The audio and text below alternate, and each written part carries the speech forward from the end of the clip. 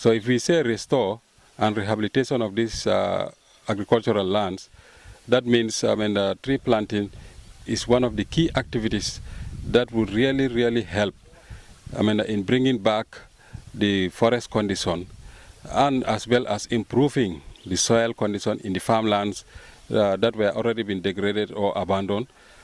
And then the forest also, we are trying to restore it so that the lost forest cover, we all know how useful the forest is to the environment. Because without telling much, we know that forest contributes to rainfall. It contributes to controlling of erosion in terms of soil, wind erosion, water erosion, and the like. So this activity, I can say, is one of the key milestones in this project. In the CRR North, we have about 9 communities that we will be planting in the community forest and in the degraded agricultural lands. The committees also identified patrolmen who will be going around from time to time, trying to monitor and then patrol these planted areas. On the CF, the ones on the farmland owner or the clan will be responsible of protection. These are some of the mechanisms that we are yet to, we want to put in place for the protection of this seedling. Yearly forestry department, every year around in the summertime, upland planting is supervised, is carried on, and also the lowland planting, which is the mangrove planting, also took place as well yearly. So in that, every region, in all the 6 regions, every region fully participate in tree planting.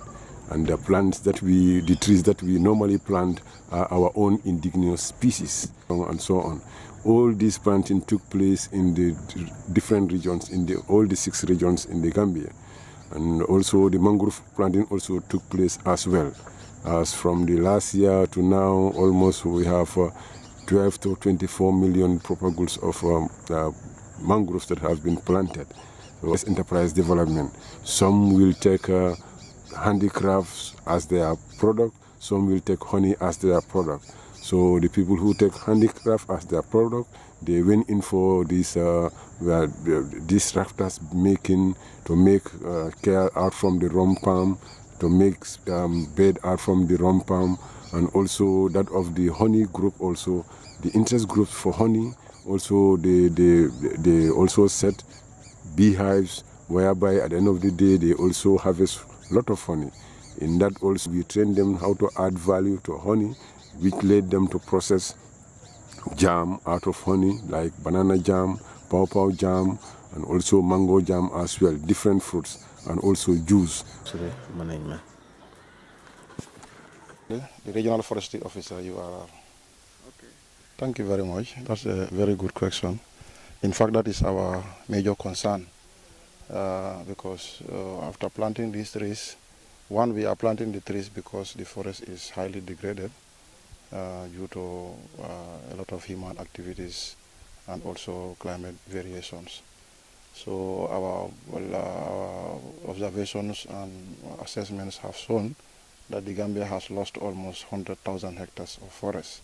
So this was collectively done by all of us. We harvest our firewood, our roofing materials, our other things. So there is high need to replace that because we will continue to need this forest, even generations to come.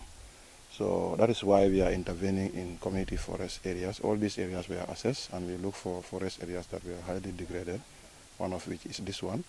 So we have planted, like Jata has stated, over 4,000 seedlings here today. Their protection, we will still continue to work together with the community, with the support of the project and the Department of Forestry and other key stakeholders to ensure the protection of the planted seedlings here. One major protection is to protect this area against fires, which we have some strategies. We will go into what we call forest fire management, regional fire management. There are a series of activities in that, which include sensitization, which include assessment of the areas, which include assessment of the fire risk areas. We have certain areas around here that are major risk areas. Every year we encounter bushfires in those areas.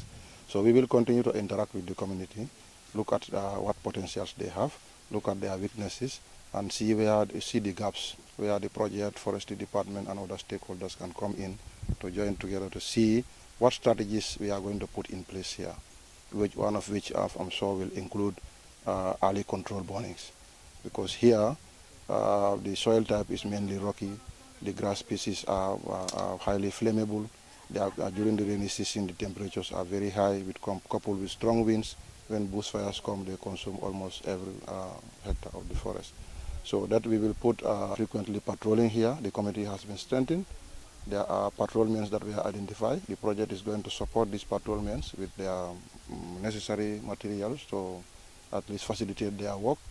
And also the community at large will be vigilant. They will be out together with us. Should there be any bushfires here, there will be intensive firefighting. And we will also be vigilant to look for offenders, culprits. The law will take its course. The Forest Act is there. Of course, we will do all other activities, we will do our best, but when we have culprits also, the law will take its course.